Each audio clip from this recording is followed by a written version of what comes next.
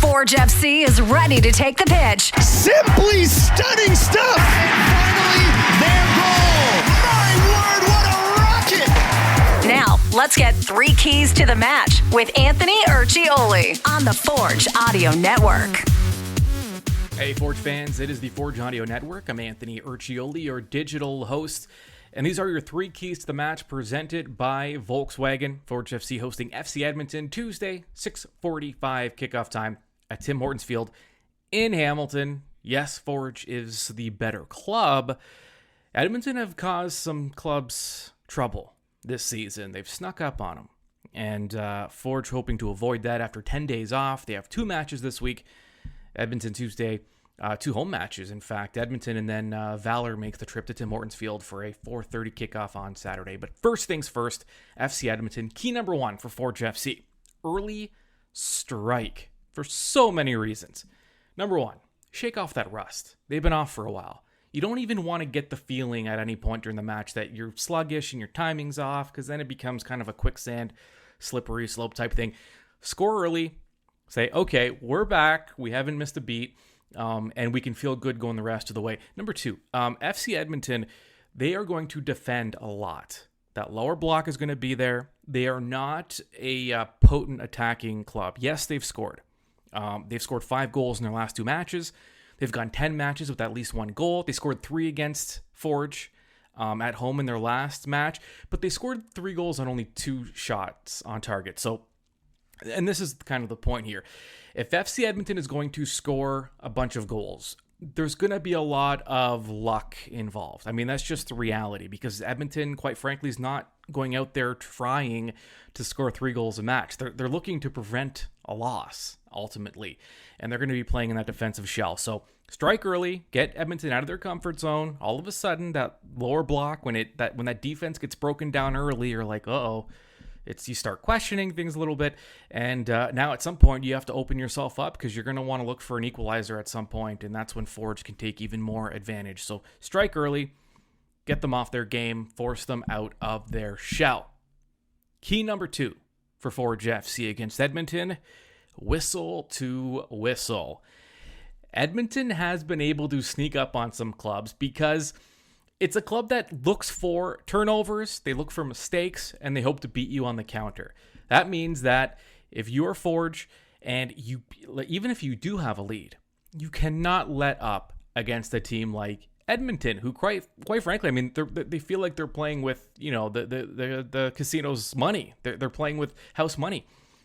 So they're not going to get completely demoralized if they go down a few goals. They're going to keep pushing from beginning to end. And they're going to push you if you do not stay on your game from start to finish. Don't even give them a window, whether it's the end of the first half, end of regulation, whatever the case is.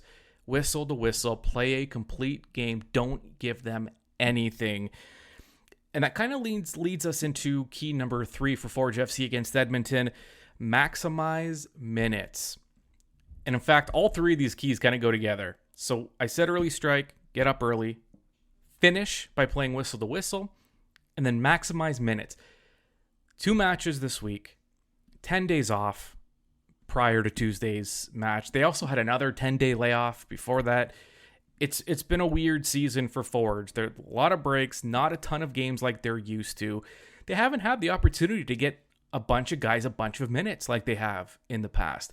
And there's a lot of talent on the bench for Forge. Players that could be starting on any other club, for the most part, in the Canadian Premier League are sitting on Forge's bench because they have the depth to do that. How do you get guys in? How do you get minutes?